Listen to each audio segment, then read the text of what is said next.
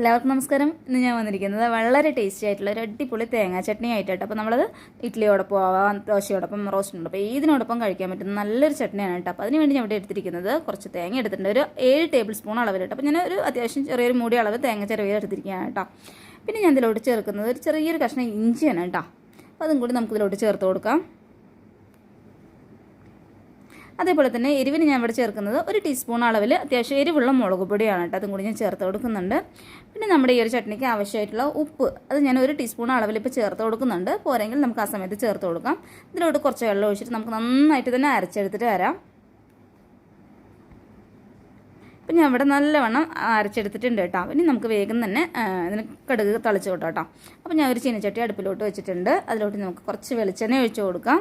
അപ്പോൾ എണ്ണ ഇവിടെ അത്യാവശ്യം നന്നായി ചൂടായി വന്നിട്ടുണ്ട്. അപ്പോൾ അതിലേക്ക് ഞാൻ കുറച്ച് കടുക് ഇട്ട് കൊടുക്കുകയാണ് കേട്ടോ.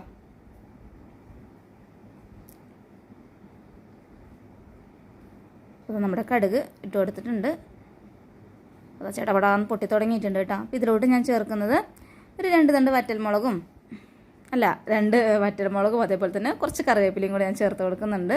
അതേപോലെ തന്നെ ഇതിലോട്ട് ഞാൻ കഴിഞ്ഞ ഒരു വീഡിയോയിൽ ഞാൻ പറഞ്ഞിട്ടുണ്ടായിരുന്നു ചെറിയുള്ളി ചേർത്തിട്ടുള്ള ചട്നി എന്ന് കേട്ടോ. അപ്പോൾ ചെറിയ ഉള്ളിയും കൂടി ചേർക്കും നല്ലൊരു ടേസ്റ്റാണ് കേട്ടോ നമ്മുടെ ഈ ഒരു ചട്നിക്ക്. അപ്പോൾ ഞാൻ കുറച്ച് ഉള്ളി ഒന്ന് ചെറിയ പീസായിട്ടൊന്ന് കട്ട് ചെയ്താണ്, അതും കൂടി ഞാൻ ഈ സമയത്ത് ചേർത്ത് കൊടുത്തിട്ടുണ്ട്. അപ്പം നമുക്ക് നന്നായിട്ടൊന്ന് മൂപ്പിച്ചെടുക്കാം.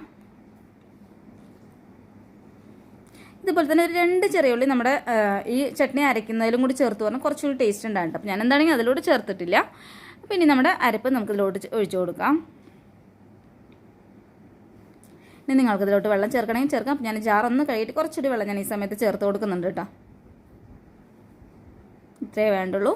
ഇനി നമ്മുടെ ചട്നി ഒന്ന് ചൂട് വന്നാൽ മാത്രം മതി. വളരെ സിമ്പിളാണ്. അതേപോലെ തന്നെ നല്ല ടേസ്റ്റി ആയിട്ടുള്ള നല്ലൊരു ചട്നി തന്നെയാണ് കേട്ടോ. ഇതിനോടൊപ്പം പോവും നല്ലൊരു ടേസ്റ്റി ആയിട്ടുള്ള ചട്നി. ഇതെല്ലാവരും തന്നെ ട്രൈ ചെയ്ത് നോക്കാം കേട്ടോ. നമ്മുടെ ചട്നി ഒന്ന് ചൂട് വന്നിട്ടുണ്ട്. അപ്പോൾ ഞാൻ ഫ്ലെയിം ഓഫ് ചെയ്യണം. ഇത്രയേ ഉള്ളൂ. നിങ്ങൾ എല്ലാവരും തന്നെ ട്രൈ ചെയ്ത് നോക്കി. എങ്കിൽ അപ്പോൾ അടുത്ത നല്ലൊരു വീഡിയോയിലൂടെ നമുക്ക് വീണ്ടും കാണാം.